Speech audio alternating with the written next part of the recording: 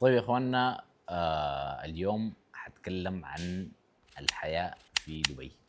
طيب، الناس بتجي ما عارفة الحاصل شنو، وفي نفس الوقت يعني ايوه ما عارفين حيصلوا كيف، حيبدوا حياتهم كيف، حيلقوا السكن كيف، حيلقوا الشغل كيف، الحياة دي.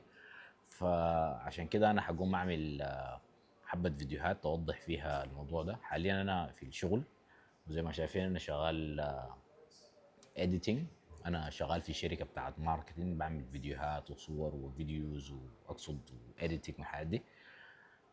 فعاوز اخدكم معاي كده في حلقات بسيطة، بس اقول لكم عن الحياة والاكسبنسز في دبي او المصاريف وكل الحاجات اللي عندها علاقة لو انت عاوز تجي من دولة زي السودان او مصر او امريكا وريفر تجي هنا. فالحاجات اللي ممكن تساعدك تلقى شغل، المواقع اللي ممكن تساعدك تلقى سكن، والمواقع اللي ممكن تساعدك تعيش في الدولة دي. فهحاول اعمل سلسلة بسيطة زي دي واوريكم حوالين دبي في نفس الوقت. Stay tuned.